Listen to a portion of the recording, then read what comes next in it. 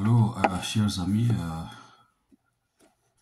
de notre chaîne Mulenge, La Terre Mulenge, je vous salue et je vous invite, je vous dis bienvenue à notre chaîne pour cette continuation de notre discussion sur la problématique que nous avons, sur le territoire congolais, entre les populations locales autochtones et les populations d'origine rwandaise, spécialement ceux qui s'identifient comme les Batusi.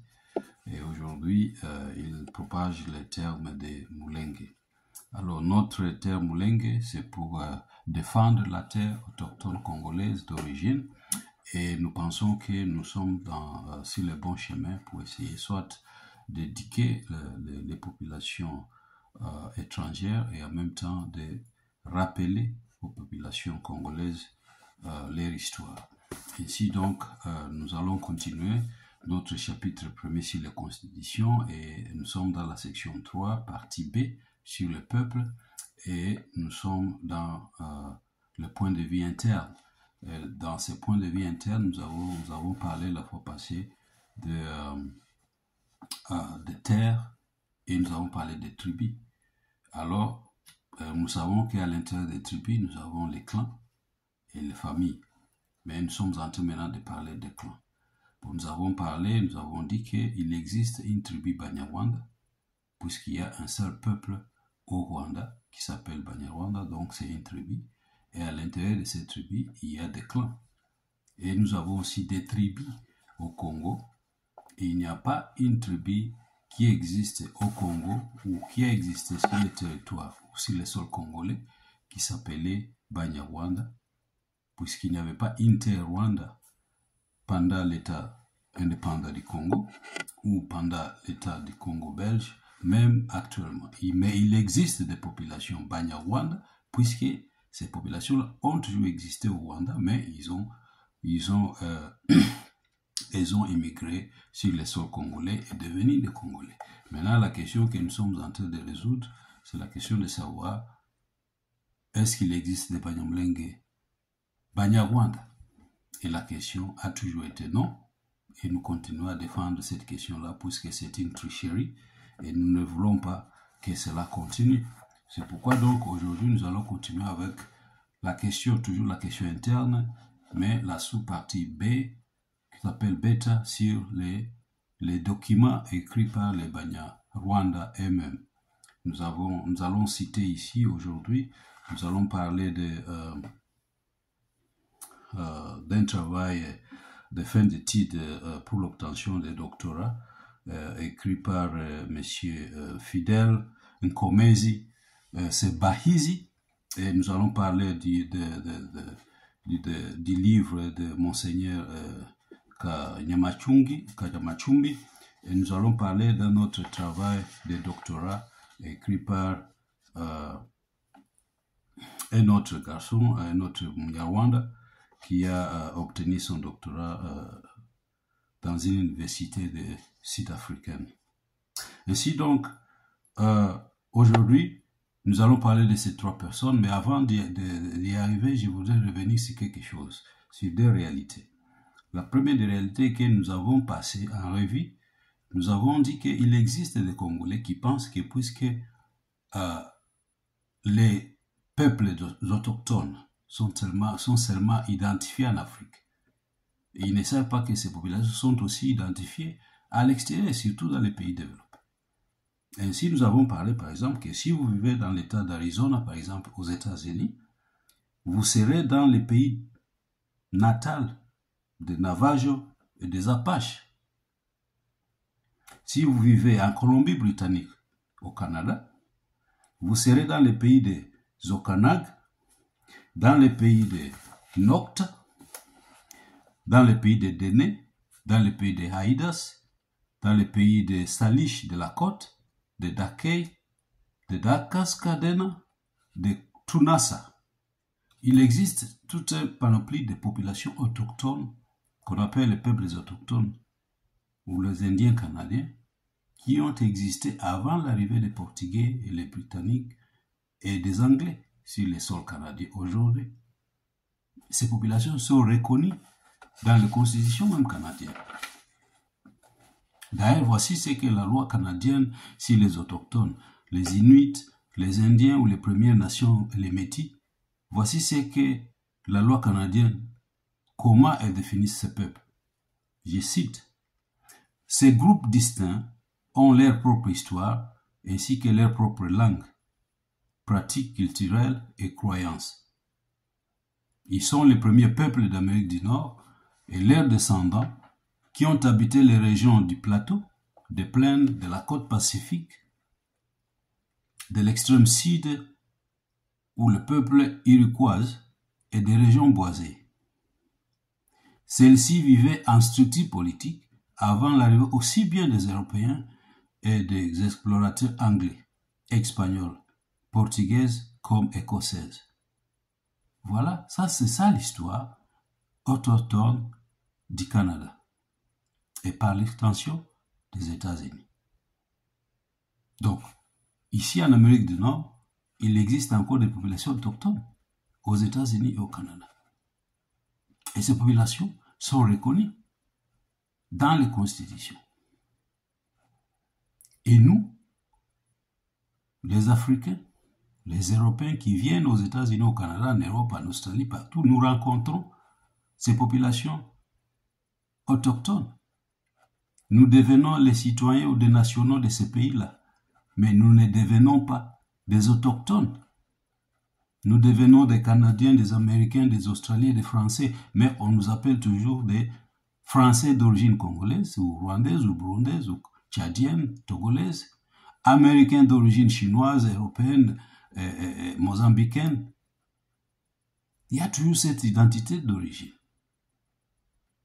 Mais les Banyarwanda qui sont sur les sols congolais ne veulent pas accepter qu'on les identifie de cette façon-là, mais ils veulent s'identifier comme une population locale d'origine congolaise. Or, cette population d'origine congolaise est bien définie dans la constitution de la RDC. Les députés nationaux congolais le savent, le président lui-même de la République démocratique du Congo le sait, les sénateurs congolais le savent, les gouverneurs congolais le savent. Mais ils font toujours la sourde oreille pour manipuler les populations locales qui sont au-delà de 75% des illettrés. Mais ils veulent nous manipuler pour nous faire avaler une histoire qui est corrompue et manipulée par les Banyarwanda. Ça, c'est le premier cas. Ça, c'est une première réalité. Donc, il existe des populations locales, même dans les pays développés. Alors que personne ne vienne pas vous tromper que les populations locales d'origine n'existent pas. Ils existent partout, en Afrique comme en Europe, en Amérique du Nord, comme dans tous les pays développés. Deuxièmement, nous avons aussi une réalité que nous devons aussi exposer. Et cet exemple que je vais exposer ici, ça vient directement du président de Monsieur Son Excellence, le président de la République démocratique du Congo aujourd'hui, Monsieur Félix Tshisekedi Tshilombo. Nous savons qu'il a donné des interventions pour défendre les populations banyarwanda sur les sols congolais. Mais nous devons savoir qui est-il. C'était Moulouba, n'est-ce pas? Essayez de faire une petite histoire sur les Balouba.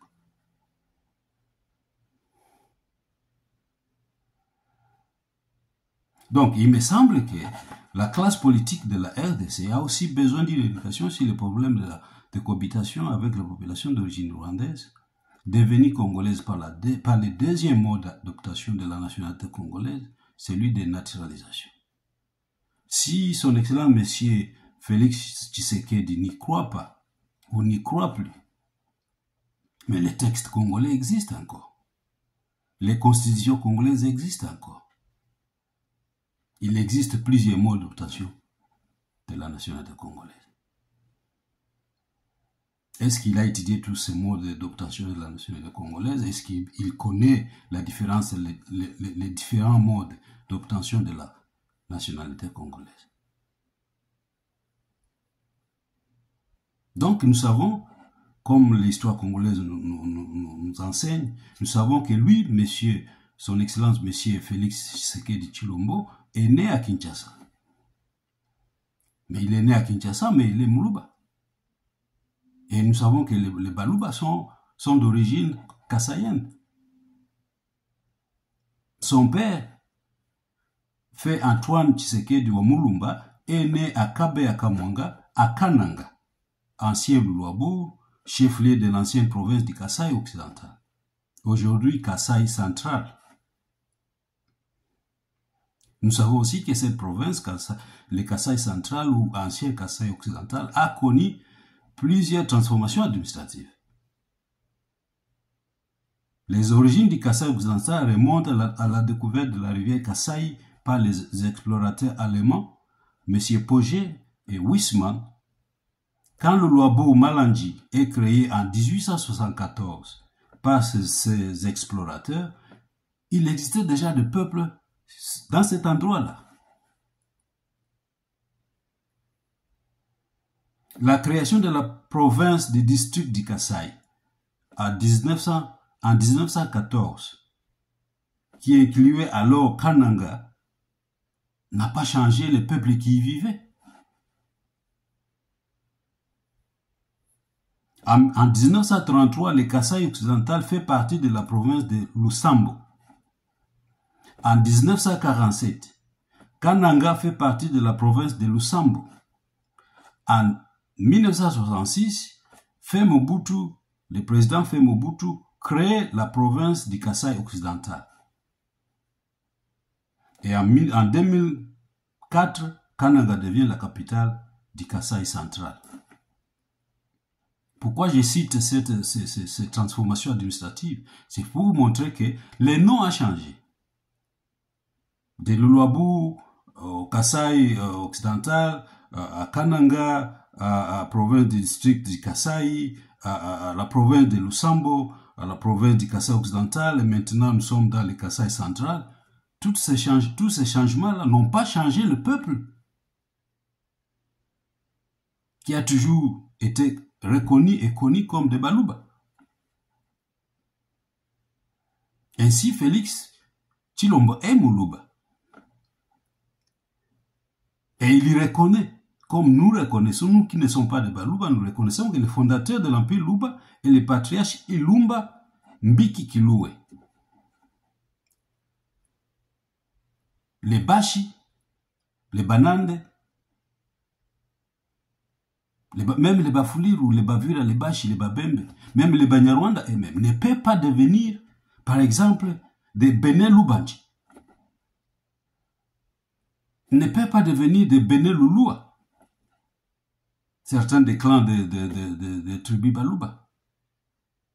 Ils peuvent vivre au Kasaï, mais ils ne peuvent pas devenir des Béné Loubilanji. Ils ne peuvent pas devenir des Béné Louloua. Quand bien même qu'ils sont des Congolais, quand bien même qu'ils soient un Congolais, je peux vivre au Kasaï, je peux vivre à Kananga, mais je ne peux pas devenir un Mouné Louloua. Je ne peux pas devenir un Moulouba. Si je marie une fille Moulouba, mes enfants seront des Bafouleros, mais ils auront une mère Moulouba. Mais moi, je ne peux pas devenir un Moulouba. Prenons même un cas politique.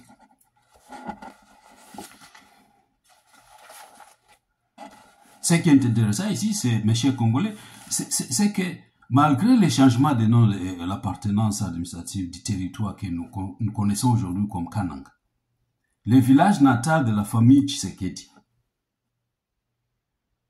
dans ce village-là, le peuple est resté Moulouba. Aussi, à ce qui concerne, par exemple, les gouverneurs de cette province, nous apprendrons, par exemple, que, selon le journal Le Monde du 28 décembre 1966, M. Paul Muhona, qui était ministre de la Santé publique du sud Katanga, il était devenu gouverneur de cette même province, en 1966. Et l'année qui a suivi, il était nommé gouverneur du Kasaï.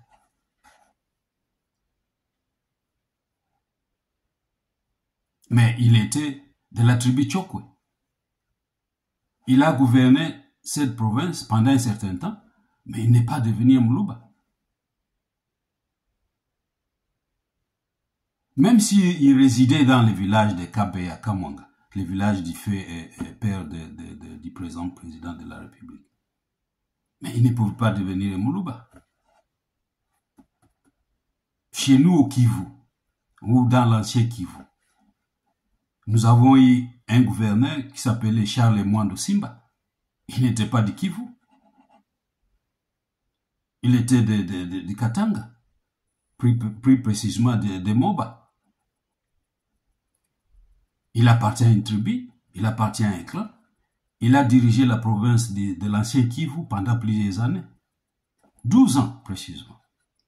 Mais il n'est jamais devenu un Mouchi, il n'est jamais devenu un Munande, ou un Mouvira, ou un Mfulero, ou un Mouchi, ou un Mubangu. Alors, c'est pour dire que le fait de vivre dans un territoire quelconque ne fait pas d'une personne une différente tribu.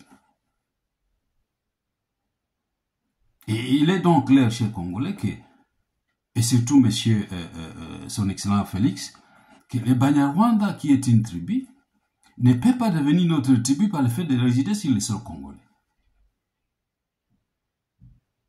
Les Banyarwanda ne sont pas des Banyamulenge. Parce que le préfixe Banya veut dire originaire de. Et ils sont Banyarwanda puisqu'ils sont originaires du Rwanda. Ils sont Barundi puisqu'ils sont originaires du Burundi. Ils sont Bafulero puisqu'ils sont originaires du Bafulero. Babembe puisqu'ils sont originaires du Bubembe.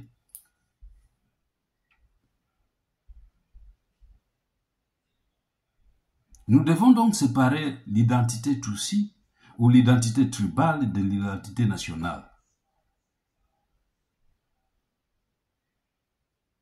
Si nous considérons que tous les Banyarwanda qui sont sur les sols congolais sont des Congolais, si la loi les reconnaît, personne ne peut changer ça, puisque la loi les reconnaît comme des Congolais.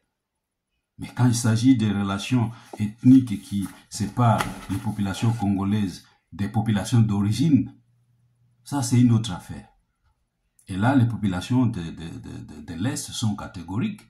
Ils ne veulent pas que les Banyarwanda s'approprient une identité traditionnelle bafulero puisqu'ils vivent sur le territoire des Bafulero. Donc, pour nous, il n'existe pas de Banyamulenge, mais il existe des Banyarwanda.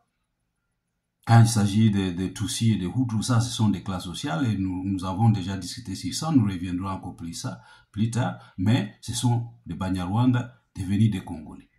Il n'y a pas de mal à ça et le président ne devrait pas avoir honte de déclarer publiquement sur les ondes de la télévision congolaise ou internationale, comme il le fait, que les Banyarwanda sont des Congolais, mais ils ne sont pas des Banyamulenge. D'ailleurs, s'ils disent que seulement les Banyarwanda qui sont au sud Kivu, que dit des Banyarwanda qui sont au nord Kivu? Pourquoi les Banyarwanda qui sont au Kasai ou à Kinshasa, ou bien à Maniema, ou bien à Badolite, pourquoi ils ne s'appellent pas de Badolite? Pourquoi ces Banyarwanda qui sont aussi qui veulent seulement se séparer des autres Banyarwanda qui sont sur le sol congolais? Donc, il y a une stratégie hégémonique, une stratégie qui cherche à diviser pour régner. Alors, après cette petite introduction sur les réalités que nous devons quand même rappeler nos chers Congolais, politiques ou civils, nous devons maintenant retourner sur ce que les écrits de Banyarwanda eux-mêmes. Nous avons déjà touché la question des tribus, la question des terres, mais voyons ce que les Banyarwanda eux-mêmes disent. Nous aurons deux parties. Une partie, nous allons la faire aujourd'hui, et une autre, nous allons prendre un autre exemple d'un autre Banyarwanda qui se trouve dans le gouvernement congolais actuel. Mais nous devons prendre ici, d'abord, nous allons citer trois exemples. Un de Fidèle, comme j'ai dit, un mémoire de doctorat de M. Fidèle, qui a été écrit ici aux États-Unis. Nous allons aussi prendre le mémoire de doctorat de M. Rukundwa, tenu et défendu en Afrique du Sud. Et nous allons citer le travail de Monseigneur Kanyamachumbi, que vous connaissez, qui a vécu à Kinshasa. Parlant de M. Rukundwa. Parlant de M. Rukundwa. dans sa thèse de licence en théologie de l'Université de Pretoria en 2003, intitulée Le Banyamulenge de la RDC, une communauté culturelle en construction, il a écrit, je cite, les Banyamulenge et les Banyamulenge sont en majorité des Tutsis d'origine rwandaise et burundaise. Plusieurs années, ils étaient identifiés comme des Banyarwanda du Congo. Mais ceci a dramatiquement changé à cause de la réalité sociopolitique des années 70 et le nom Banyarwanda a été changé à celui de Banyamulenge comme leur seule propre identité. Donc il reconnaît ici, dans cette mémoire, dans ces mémoires ici, d'obtention de doctorat en théologie, que les Banyarwanda ou les populations qui s'identifient aujourd'hui comme originaires de Mulenge sont des Banyarwanda. Ils étaient identifiés comme des Banyarwanda. Ils sont des Tutsis d'origine rwandaise et burundaise. Nous savons que une personne qui est d'origine rwandaise et burundaise est une burundaise ou est une rwandaise. Il n'y a pas de mal à s'identifier de cette façon-là. Et c'est ce qu'il vient de dire. Il n'y a pas longtemps, c'est seulement 10 ans qu'il a écrit ses mémoires. Il était défendu. Et c'est tout dans les bibliothèques de l'Université de Pretoria.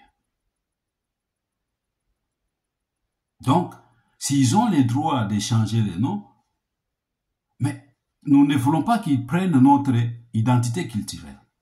Mulenge, c'est une identité culturelle locale. Et nous ne voulons pas qu'ils prennent cela, puisqu'ils ont une tribu. Une tribu ne peut pas changer en une autre tribu. Ça, c'est ce que M. S.L. Rukundo a écrit dans ses mémoires de doctorat. Deuxièmement, M. Fidel Nkomezi Sebahizi. Il vit aux États-Unis. Il vient de publier l'année passée, en 2023. Il a défendu sa dissertation, sa thèse sur la perception des Banyarwanda du Congo sur la police aux États-Unis. Dans sa thèse, Fidel nous donne des raisons de douter de la véracité de sa thèse, mais aussi de confirmer qu'il a menti au directeur de sa thèse, puisque cette thèse était dirigée par 3 docteurs américains. Et il les a menti, comme il ment à la communauté internationale, à cette institution même éducatrice de l'État de Virginie. Il a menti.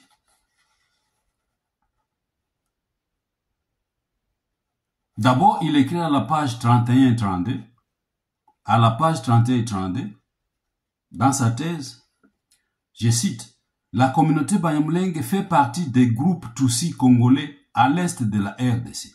La communauté Banyamulenge fait partie des groupes Tutsis congolais à l'est de la RDC. »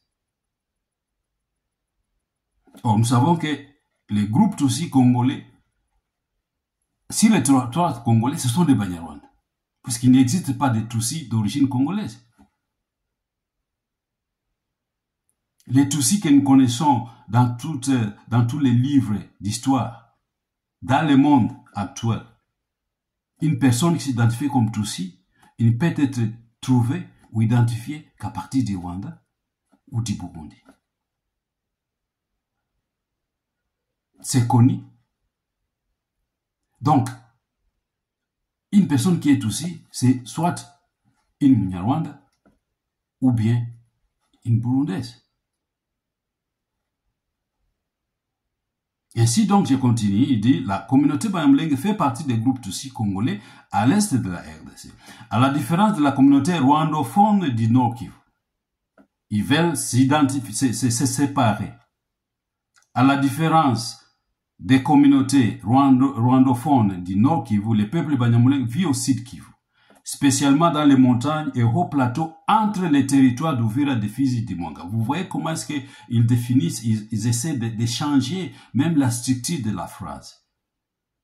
Il dit que cette communauté ici vit entre les territoires.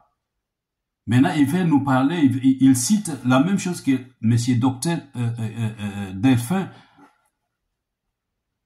avait écrit, que les territoires ou les royaumes de ces Banyarwanda qui étaient venus du Rwanda, de la Tanzanie et de la Burundi avaient formé c'était à l'intersection des territoires d'Uvira, de Fizi et de Mwenga. Et lui, ici, il reprend dans son travail, dans sa thèse de 2023, l'année passée. Nous sommes en 2024. L'année passée, en 2023, il a défendu sa thèse. Il écrit que cette communauté de Banyarwanda, qui vit au Sud Kivu, vit spécialement dans les moyens et les hauts plateaux entre les territoires d'Uvira, de Fizi et de Mwenga. Donc ici, ils veulent nous montrer, ils veulent que vous compreniez que là où cette communauté vit, ils vivent sur un territoire indépendant, séparé, qui se trouve à l'intersection des 3 autres territoires. Chers députés, chers politiciens congolais, femmes et hommes, chers membres de la Cour constitutionnelle, chers membres de la présidence, Monsieur et son Excellence le Président, vous comprenez ici que le monsieur défend que sa communauté vit entre, à l'intersection des 3 autres. C'est-à-dire qu'il y a un territoire qui est indépendant, que le gouvernement congolais ne connaît pas, que monsieur Félix Tshisekedi ne connaît pas, mais il le défend, que les députés nationaux congolais ne connaissent pas, mais ce territoire vit à l'intersection des 3 autres territoires. Il parle le Kinyamulenge, une variation de la langue Kinyarwanda parlée au Rwanda et au Nord Kivu. C'est un dialecte distinct reconnu par les experts linguistiques. Très délicat, bien fignolé. Mais nous savons que ça, c'est une fausseté. Les Banyarwanda qui sont au Congo, qui sont aux États-Unis, qui sont au Canada, en Australie, en Europe, un Munyarwanda partout il se trouve, il ne parle que le Kinyarwanda. Un Burundais partout il se trouve, il ne parle que le Kirundi, puisqu'il n'existe qu'une seule langue burundaise, qu'une seule langue rwandaise. Partout où vous partez, où vous allez au monde, vous ne pouvez que parler le Kinyarwanda si vous êtes Munyarwanda. Peu importe votre qualification sociale, que vous soyez Mhutu, tout ça, ce sont des classes sociales. Ça n'a rien à faire avec la tribu ou la langue. Il continue en disant que ce sont des gens pasteurs qui avaient émigré au Sud Kivu depuis les présentes républiques du Rwanda, du Burundi et de la Tanzanie pendant la période précoloniale selon Mutambo. Justement, ce paragraphe, maintenant, comme je viens de le dire, il collabore les propos de M. Freddy Kaniki. Et il collabore aussi les propos de du docteur Delphin ici. Il continue. Il dit que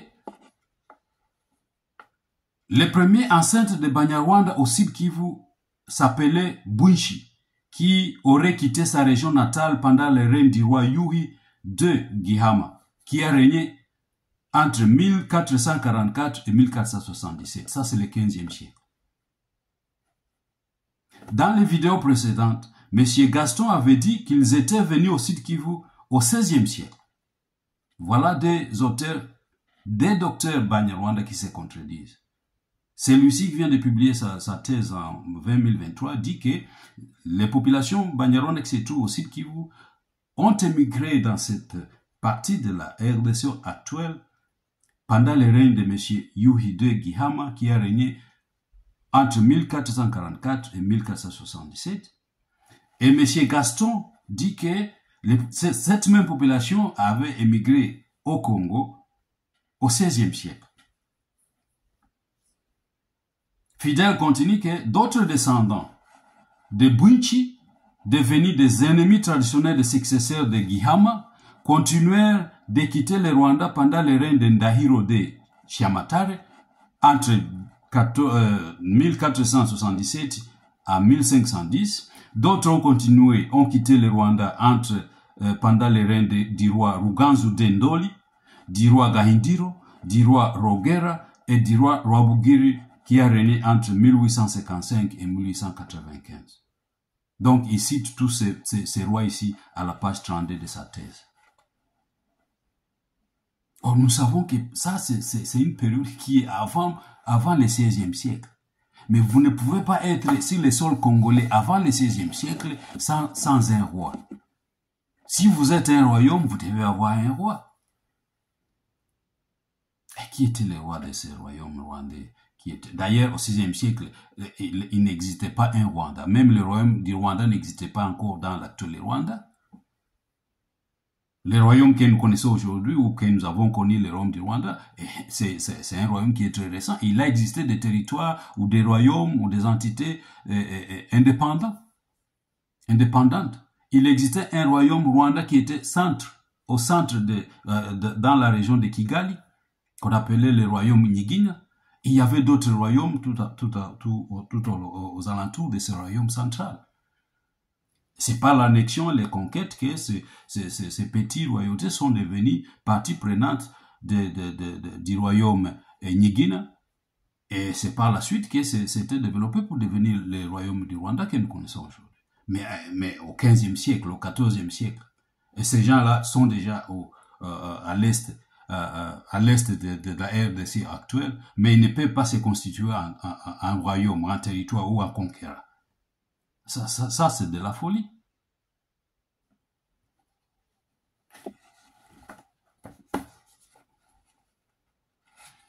Curieusement, si les ancêtres de Banyarwanda vivant dans les hauts et les moyens plateaux d'Uvira sont venus du Rwanda, du Burundi, de la Tanzanie, Fidèle ne nous cite pas même un nom d'un roi du Burundi ou de la Tanzanie qui aurait poursuivi les descendants, puisqu'à ce moment-là, quand vous quittez votre royaume, quand même, nous sommes au 15e, 16e, 17e siècle.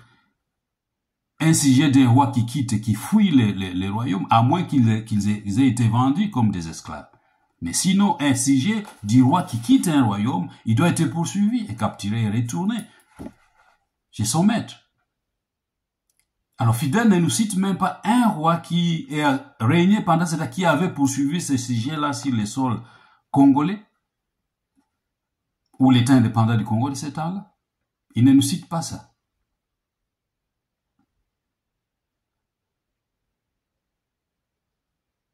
Donc, ça nous laisse à conclure que, sans tenir compte de dates, tout ce que ces messieurs ici rencontrent ne correspond pas à la réalité historique de la région des Grands Lacs. Tous les Banyarwanda qui réclament la région de Mulenge sont tous venus du Rwanda et non pas de la Tanzanie ou du Burundi.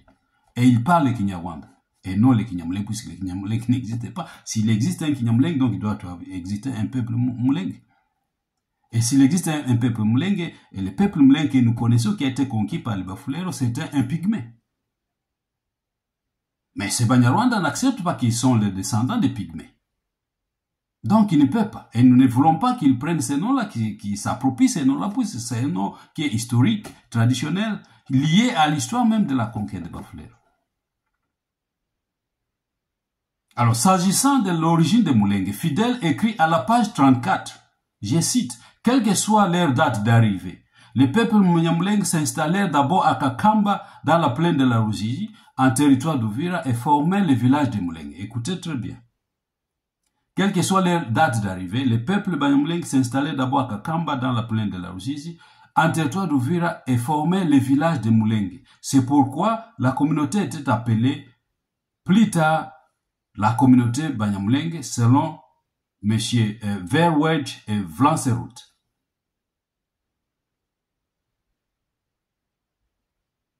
Le terme Banyamulenge disparut pendant plusieurs décennies et réapparut dans les années 60-70. Quand même, quel genre d'histoire. Donc, Mulenge a été créé par les Banyarwanda qui ont fui leur territoire du Rwanda au XVe siècle. Ils sont arrivés à Kakamba, puis ils ont créé le territoire de Mulenge, puis après le nom de Mulenge a existé, puis le nom Banyamulenge a disparu pendant plusieurs décennies. Et après, le nom a réapparu dans les années 60 et 70. Monsieur Félix Tshisekedi, ça, si vous me suivez, vous allez voir que vous défendez une histoire que vous ne connaissez pas. Monsieur et madame les députés congolais, si vous nous suivez, donc vous devez défendre une histoire que vous ne connaissez pas. Chers Congolais, la communauté internationale, les descendants de Bunchi, si pas lui-même, arrivés à Kakamba, mais c'est pas lui qui a établi le village Kakamba. S'ils sont arrivés à Kakamba, Kakamba existait déjà. Mais selon des Persiens. Vous connaissez tous des Pelchiens. Les gens qui suivent l'histoire du Congo et de la RDC, de la rébellion de FDL, vous devez comprendre, vous devez connaître ces messieurs qui s'appellent des Pelchiens. Il a écrit sa thèse aussi de doctorat en histoire, étudié ici aux États-Unis, en Californie. Il est descendu sur les sols congolais en 1974. Il a fait l'étude des populations d'origine rwandaise qui étaient établies sur les sols congolais. Et il a écrit à la page 33 de sa thèse que les Banyarwanda, qu'il appelle les Rwanda, je cite, sont arrivés entre 1880 et 1920 dans les pays de Bavira, étaient généralement constitués de familles individuelles. C'est lui qui écrit. Cette même page 33 est corroborée par la page 118 du livre de M. George West, le géographe que et même les Banyarwanda aussi citent. Le géographe George West écrit à la page 118, je cite, leur établissement, l'établissement des Rwanda, les Banyarwanda mais qu'on appelle les Rwanda, leur établissement est récent. Le premier Rwanda est arrivé à Galié, qui se trouve dans les territoires de Bavira, dans la chefferie de Bavira, en 1881. Puis un homme et deux femmes en 1884. Parmi les 73 hommes et 84 femmes interviewés à Galié en 1959, 41 hommes et 11 femmes étaient nés dans le village.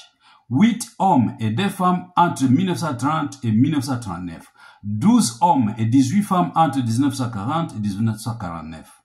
10 hommes et 28 femmes entre 1950 et 1954. Mais Galié ici, qu'il cite ici, Galié, un village, ne se trouve pas dans les territoires de Bafuliro. Ça se trouve dans les territoires de Bavira. Minembo aujourd'hui ne se trouve pas dans les territoires de Bafulero, ni dans les territoires de Bavira. Ça se trouve dans les territoires de Babembe. Itombwe ne se trouve pas dans le territoire de Babembe, ni dans le territoire de Bavira, ni dans les territoires de Bafulero, mais dans le territoire de Mwanga. Mais tous ces villages sont réclamés par les mêmes populations, la même communauté, qui ce sont les territoires d'origine.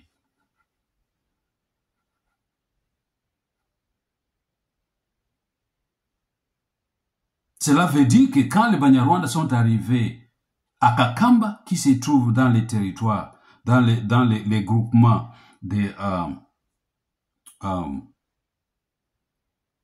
Itara, et dont les rois en ce moment-là, les rois de Bafulero étaient Mkogabwe, il les donne la place d'établissement. Ils s'installent à Kakamba. Ils sont restés là-bas jusqu'en 1904. Les documents sont là. Le gouverneur général qui les avait reçus en 1904, son nom existe. Et c'est pendant ce temps-là, plus tard, petit à petit, qu'ils commencent à se déplacer vers les territoires, vers les montagnes, dans les moyens, les hauts plateaux. Mais Moulengue existait déjà. Ce ne sont pas eux qui ont créé Moulengue, puisque Moulengue existait déjà. Il existait déjà un roi à Bafulero. Quand ils ont commencé à se déplacer vers Galié, il existait déjà un roi Vira. La liste des rois de Bavira existe. La liste des rois de Bafulero existe. Et dans les années 50, par M. George West, et dans les années 70, par M. Depelchien, il les identifie comme des Banyarwanda. Donc, le peuple que nous sommes en train de combattre ici, non pas avec les armes, mais avec la parole, la bouche, ce sont des Banyarwanda devenus Congolais. C'est leur droit. Mais ce ne sont pas des Banyarwanda devenus des autochtones, puisque les autochtones sont définis par l'histoire, par le fait d'avoir existé sur le sol avant les explorateurs, avant la naissance de l'État indépendant du Congo. Or, ces peuples-là ne pouvaient pas exister sans un roi, ne pouvaient pas exister sans un territoire. Ce qui est écrit dans la Constitution, même qu'on a lu la fois passée, dans la Constitution de 2011. Toutes ces questions, donc, que messieurs Fidèle et messieurs Rukundwa exposent ici, ne répondent pas à notre préoccupation. Depelchien écrit, continue à la page 32 de sa thèse de 1974, il écrit « Les Rwandais s'adaptaient facilement aux conditions climatiques similaires à celles du Rwanda. Administrativement, les Rwandais n'ont pas un groupement propre à eux. Administrativement, les Rwandais n'ont pas un propre groupement à eux, mais vivent dans les groupements de Fuliru et de Vira. » Page 32 de la thèse de M. Deperchia. En effet, Deperchia continue à la page 48, je cite, « Les Rwandais venus du Rwanda ont coupé tous les liens avec les momies du Rwanda. Leurs chefs sont en effet des sous-chefs qui étaient subordonnés aux Mwami ou au roi de Bafuliru. Leurs chefs sont en fait des sous-chefs qui étaient subordonnés aux Mwami ou au roi de Bafuliru. » En d'autres mots, un subordonné du roi, c'est un sujet du roi. Donc, les Banyarwanda qui sont au sud Kivu, leur père ou grand-père étaient des sujets du roi de Bafuliru. Mais ils n'étaient pas des Bafuliru. Ils ne sont jamais devenus des Bafuliru. Ils ne sont jamais devenus des Babembe ou des Bashi ou des Barega. Les Banyarwanda resteront des Banyarwanda. Ils peuvent être des Congolais, des Américains, des Canadiens, mais on les appellera des Congolais, des Américains, des Canadiens d'origine rwandaise. Comme nous, si un Moulouba vient en Amérique, on va l'appeler un Congolais d'origine, un Américain d'origine congolaise.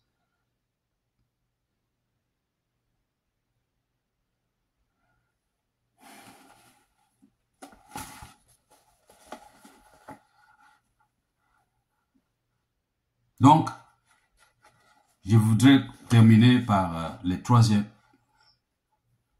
monsieur Kanyamachumbi. Selon Yves Moussoni Moussana, dans son article la problématique de la cohabitation conflictuelle entre les Banyarwanda et leurs voisins au Congo et RDC, les cas du Nord Kivu, partie 2, publié en 2003. Il cite M. Kanyamachumbi,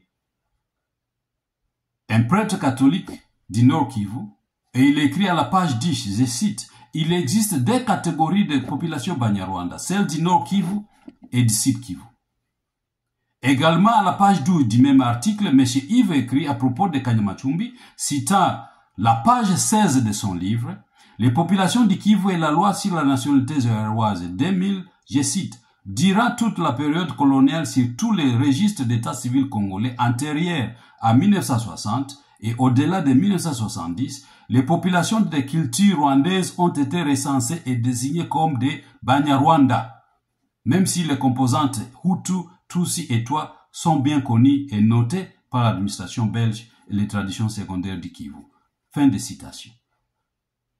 Les registres d'avant 1960 et au-delà de 1960 reconnaissaient les populations des cultures rwandaises comme des Banyarwanda. Ça c'est ça l'identité des Banyarwanda. Et la constitution rwandaise reconnaît qu'un Munyarwanda ne change pas. Le terme Munyarwanda est perpétuel et il est désigné pour chaque personne qui a une origine rwandaise. Si votre père ou votre grand-père a été Munyarwanda, vous resterez rwandais ou rwandaise partout où vous vivez. Vous pouvez changer de nationalité, mais vous resterez rwandais de sang. Alors, chers Congolais, je termine par ici en disant ceci. Du nord au sud, les personnes d'origine rwandaise qui ont travaillé dans tous les gouvernements, Lumumba, Joseph Wileo, Albert Ndele, Justin Bomboko, Antoine Gizenga, Cyril Adoula, Moïse Tshombe, Everest Kimba, Léonard Mutamba, Mpinga Kasenda, Boboliko Lokonga, Jean Ngouz Karl Bond, Nsinga Uju, Leo Kengwa Dondo, Mabi Mulumba, Sanda Pida Dangwi, Lunda Bululu, Mulumba Lukoji, Faustin Birindwa, Leo Kengwa Dondo encore, Tshisekedi Trois, Bernard Munguludiaka, Lukulia Bongo, Antoine Gisenga. Toutes ces populations venues du Rwanda étaient identifiées dans ces gouvernements comme des Banyarwanda. Ce que nous connaissons aujourd'hui, maintenant, ils commencent à dire que non, nous ne sommes plus des Banyarwanda, nous sommes des Banyamulenge. Ça commence à apparaître après les années de Kabila le père. Donc, en grosso modo, nous voulons dire que les populations d'origine rwandaise ont été, ils sont toujours et ils resteront des Banyarwanda puisque c'est une tribu. Des tribus ne peuvent pas avoir un même ancêtre commun. Ça n'existe pas, ça n'a jamais existé. Un Muluba ne peut pas avoir un ancêtre Fuliru. Même les Barundi du Burundi n'ont pas le même ancêtre commun que les Banyarwanda du Rwanda. Les Tutsis du Burundi n'ont pas le même ancêtre commun avec les Tutsis du Rwanda. Alors nous concluons ici pour dire que les trois messieurs que nous venons de citer, Michel avec sa thèse, monsieur Rukundo avec sa thèse, et monsieur Monseigneur Kanyamachumbi ici avec son livre, nous confirment que le peuple d'origine rwandaise sur les sols congolais, qu'il soit au sud Kivu ou au nord Kivu, à Kinshasa ou à Badolite, au Kasai ou au Katanga, à Kalemi ou je ne sais pas où, à Maniema, ou même dans le village de M. Tshisekedi aujourd'hui, ils sont reconnus, ils étaient recensés comme des Banyarwanda. Et nous continuons à les appeler les Banyarwanda congolais ou des Congolais d'origine Banyarwanda, mais ils ne seront jamais des populations d'origine, comme défini dans l'article 6 et l'article 10 des constitutions précédentes. Puisque ces populations d'origine-là ont une caractéristique bien propre. Les populations d'origine, c'était des tribus constituées en territoire, en royaume, en État indépendant, achetés par M. Stanley Morton pour les comptes du roi de Belge, qui a formé ce que nous connaissons comme l'État indépendant du Congo. Et l'État indépendant du Congo est devenu le Congo belge, et le Congo belge, la République démocratique du Congo.